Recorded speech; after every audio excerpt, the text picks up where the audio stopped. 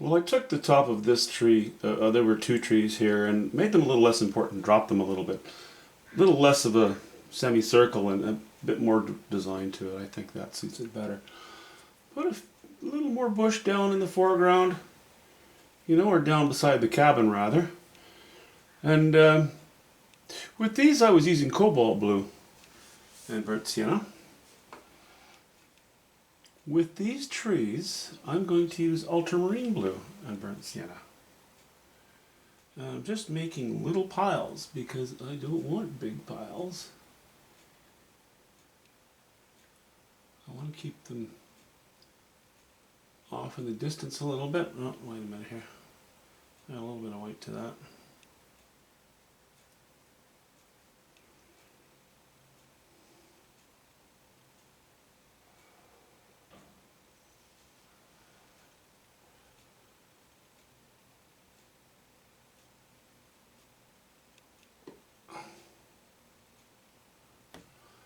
That's a bit light.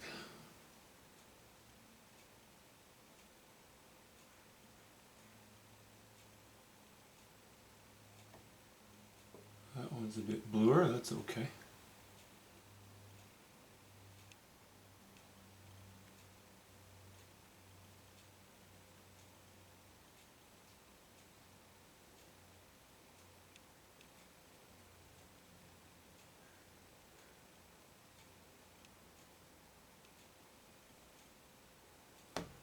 See, I put on a few brush strokes, but with every brush stroke I lay in,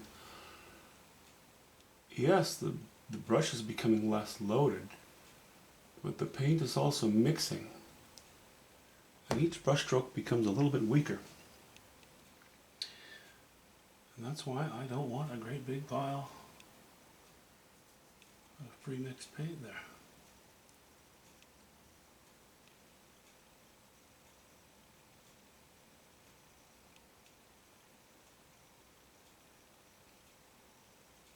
A little bit darker where it's behind, where the foliage is a little bit back, a little lighter with the branches in front, but don't want a great big difference because this area, I don't want it to be too important. I want it to kind of meld into one area.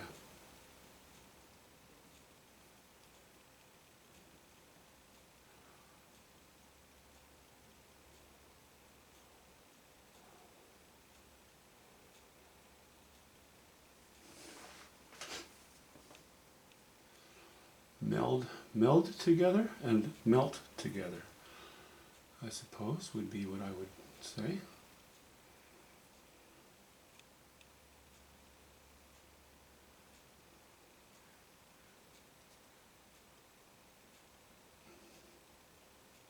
Kind of persnickety.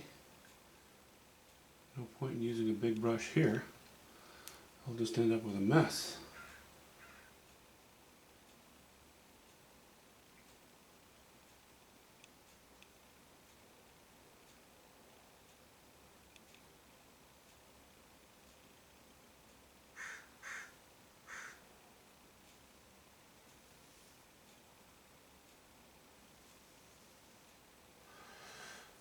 Okay.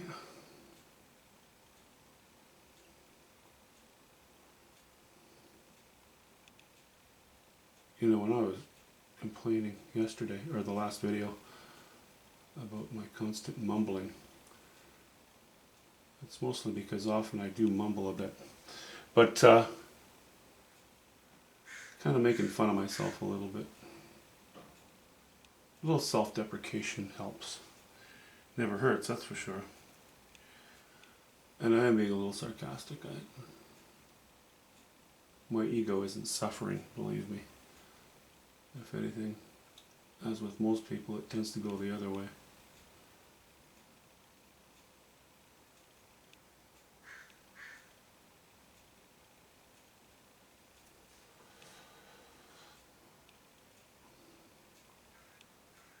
Okay, I think I'll go a little darker.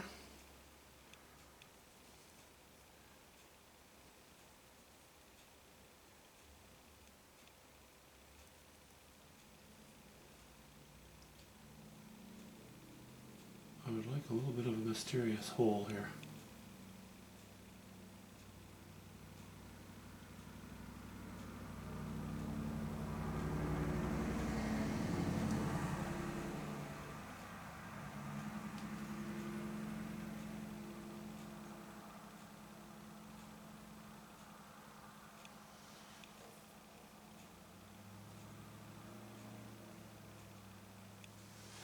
Okay.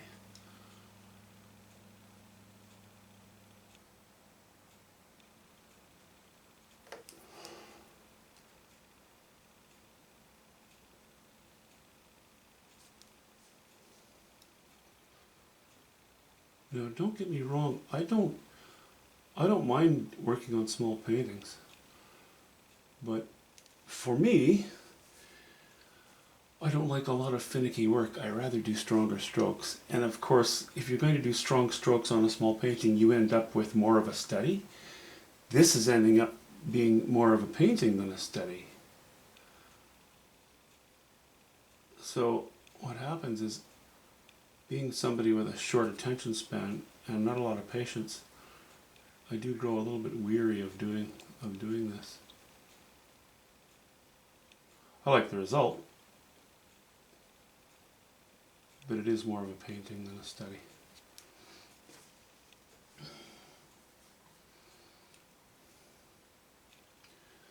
Well, we're working in our darker blues here. Let's put a little bit here as well. You know, I'm going to, once the painting is all painted in, I'm going to be jumping around here and there and laying some stronger light in places as well. So, you know, that whole effect of having things pop, not going to happen until the end of the painting. And I'm just fine with that. You've got to be patient. The more information you have on your canvas, the better before you make those final decisions.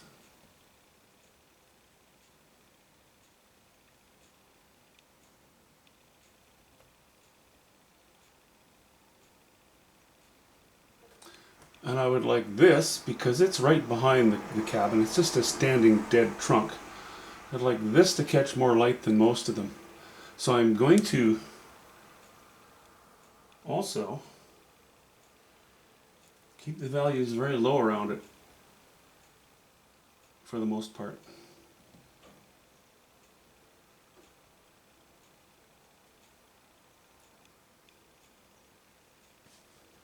And that makes it stand out. I know that's stating the obvious, but sometimes there is no harm in mentioning the obvious. I see a lot of videos where, I'm probably guilty of the same thing actually, where somebody will say, okay, we're going to do this, and then we're going to do that, and then we're going to do this, and then we're going to do that. And then they go ahead and do it. It's all on video. While they're doing it, they're describing what they're doing. So basically, they're just repeating what they just said. And then, after they've done everything, then they will revisit what they just did and re-explain what they just did, even though everybody was witness to it. And those videos, that way of doing things drives me crazy. It's like, yeah, we just watched you. Anyway, everybody's a critic, eh? That's catching a bit of light there too. I like that. That's okay.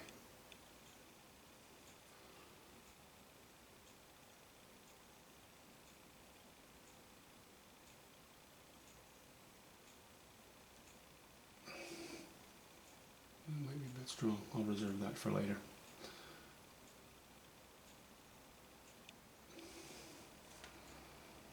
Okay.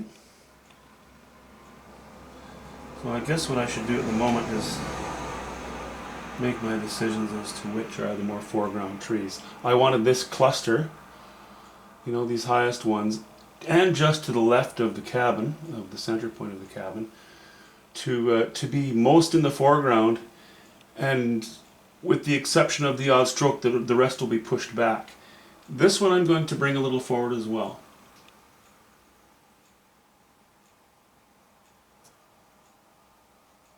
Just to break up that large area. Okay, that's a little too light. A little too high value.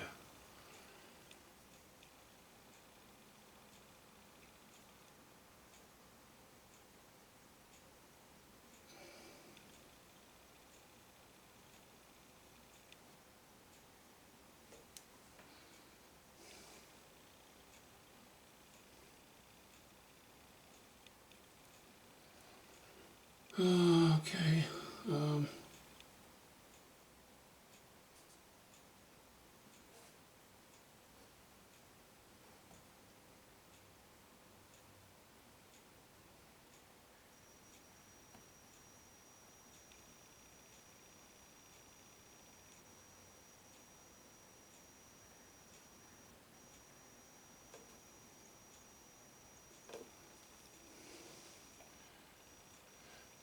I don't know if any of you have watched the movie Amadeus, but his supposed mentor, Salieri, who was the king's critic and really the king's musician, listens to some of Mozart's work, Amadeus Mozart's work, and he says about one particular piece, he says, you know, that's beautiful. Now, deep down, Salieri he recognizes that Mozart is a genius, and he loves his work. But at one point, on one of the pieces, he says to Amadeus, you know, I think there are too many notes. And Mozart's reply was, which notes would you like me to remove, sir? And there was no, you know, Salieri could really come up with no good answer to that.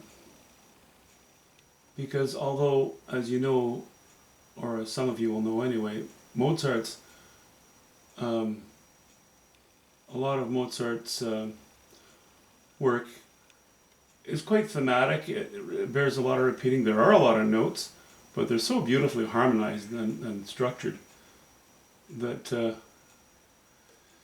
he put in as many notes as he felt were needed, and I suppose no more. So I guess what I'm getting at is, with a painting like this, look at all these little brushstrokes. But maybe it's okay. Maybe it's not so bad that there are a lot of little brushstrokes. Maybe it's not too busy. Maybe it's just the right number. And I never know till the end of the painting, you know, or well into the painting anyway. Well, never know. I often don't know. I often have a hard time reading it. Which is fine.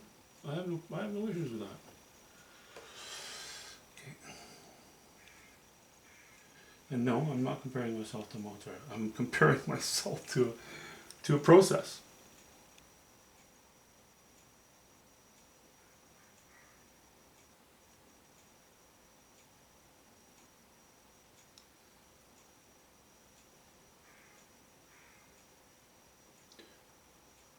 No, I'm not comparing myself to a process. I'm making a comparison regarding a process.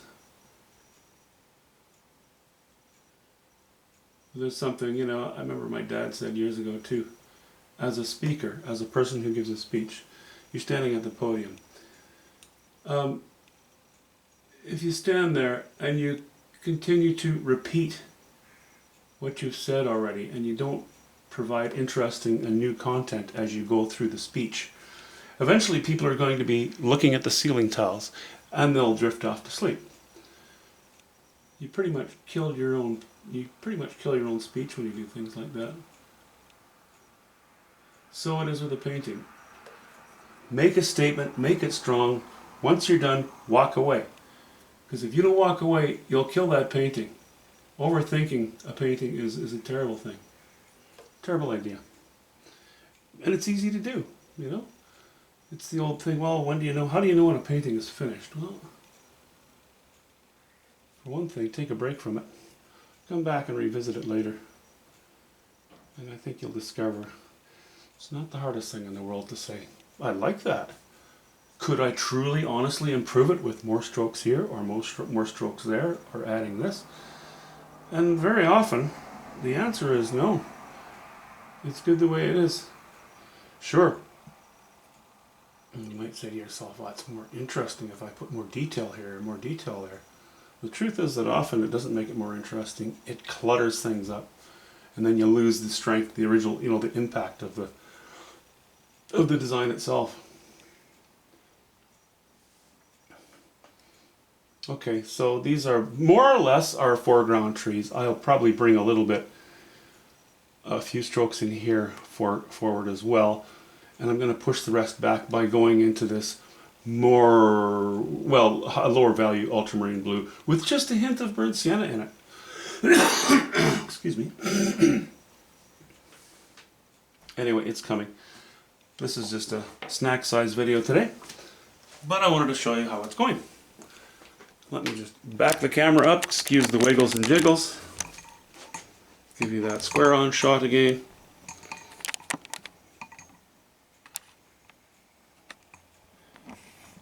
And whoops, we'll just wander around a little bit. See the bluer greens, or the bluer blues, yeah, the bluer greens on those lower trees, and then we go to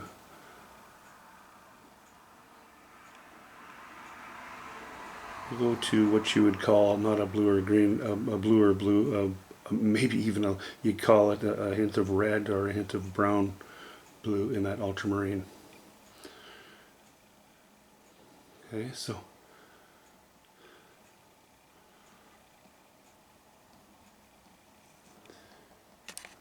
I'll zoom out. And next time I see you, we'll start working on that foreground. Okay, see you.